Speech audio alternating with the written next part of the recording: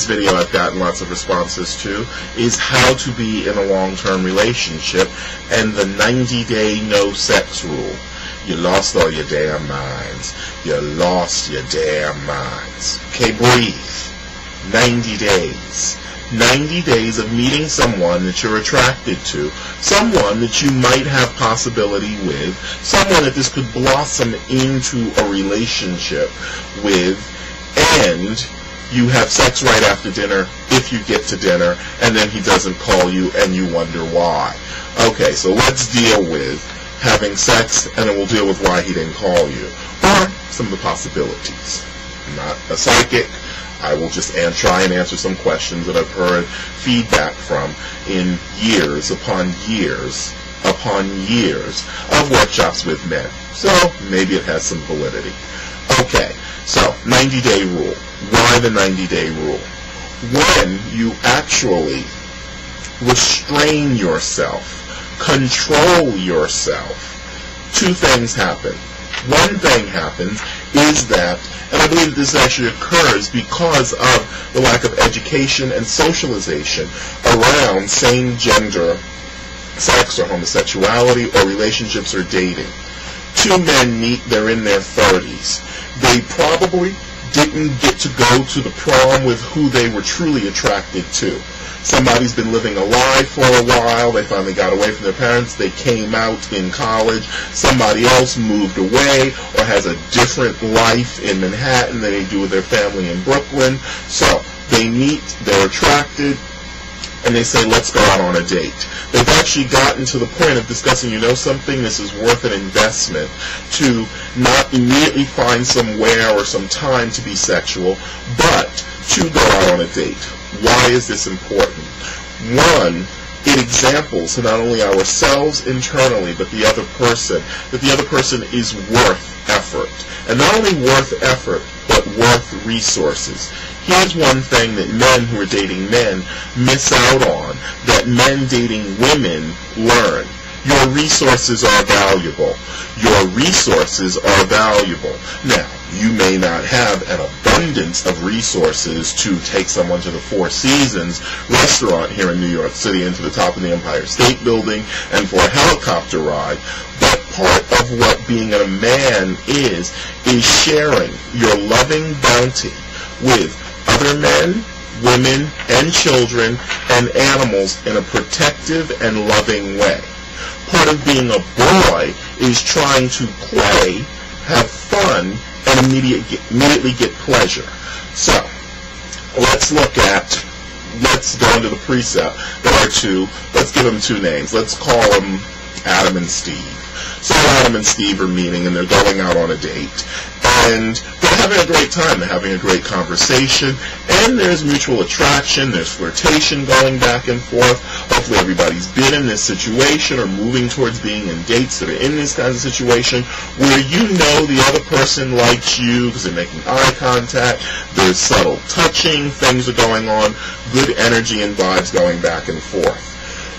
Part of, unfortunately, what homosexuals sometimes get into is, I need to lock this down to the height of feeling before this goes away. Now, a lot of this comes from you haven't had as much experience. If you actually add up all your cumulative experience of dating men, of being socialized, and I'm not just including as an adult, I'm including all the way back to childhood.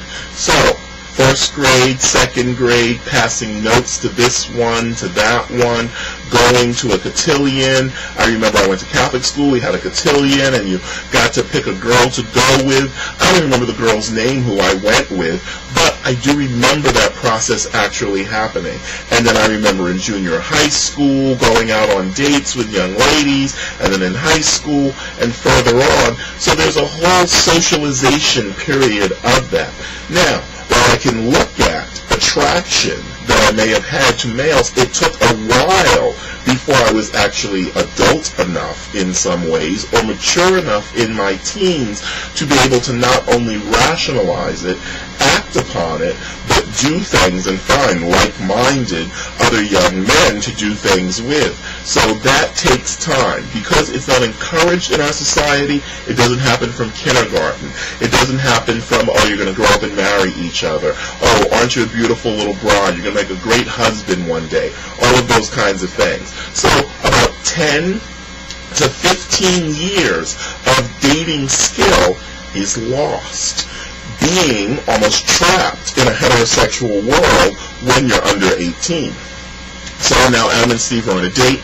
They really like each other. They're having a really, really great time, and they're feeling a sexual attraction to one another, and they want to take this further. So let's go forward in this. Who will support their relationship? Will their parents support their relationship? One of the things I often challenge my workshop participants with when they say, well, my parents are very supportive of my sexuality, is, have they passed down the ring to you? And they say, what ring?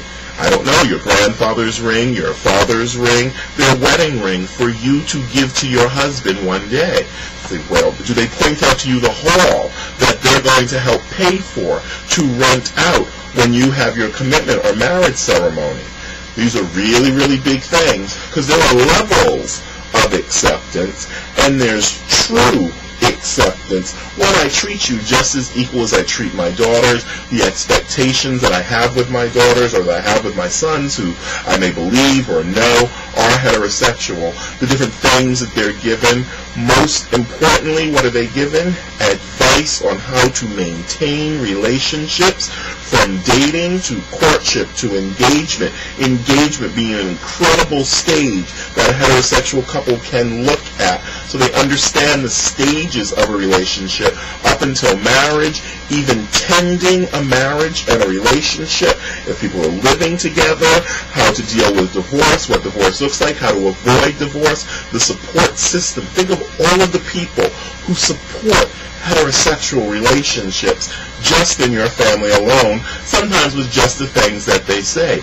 Anniversary parties, all of those kinds of things. So Adam and Steve don't have a big enough team around them to support their burgeoning relationship. So it feels good to do it, so they think, well, maybe we should do it, because what is this really going to become? What is this really going to become? And when we really deal with that fear, that sadness, that disappointment, that level of depression, excuse me, what are our relationships really going to become? That takes work. And suddenly you might be, Adam and Steve discover, that's going to take a lot of work. And we've discovered, looking at each other, we don't have the skills. Excuse me. That we don't have the skills for actually maintaining a relationship, for building a relationship. And where does skill come from? Practice. Repetition is the mother of mastery. So if I haven't practiced being in relationships all the way from kindergarten, I might be 30 years old and meet the love of my life and not know what to do. So if we have rules, if we have certain things like a 90-day rule to hold off, give me time to understand somebody, give us time to communicate, give me time to see you in a good mood, a bad mood, give me time to support you in a good or a bad time, for you to see me in a good and a bad mood, for me really to get to know you, because everybody puts their best face forward, but is that really truly who the person is? In 90 days' time, you get to see who the person truly is. Now, the question to ask on that is, do you believe someone can be attracted to you and date you for 90 days, or do you think that you're just a piece that they have to have now because they'll meet somebody else who will give it up in a day or two? And then, two things to look at. One, what does that mean you think of yourself? And two, what does that mean that you think of the other person that you're seeing? And then you really need to examine both of those things. So when people tell me the 90-day rule is impossible, or it's outlandish, or it's crazy, it really has to do more with what they think of themselves as in their self-worth, because I'm worth 90 days. I'm worth 100 days. I'm worth somebody taking their time to get to know me because I'm a fabulous person. Are you worth somebody taking their time to get to know you, or do you have to perform sexual tricks to maintain somebody's attention? Do I have to have an orgasm to like you?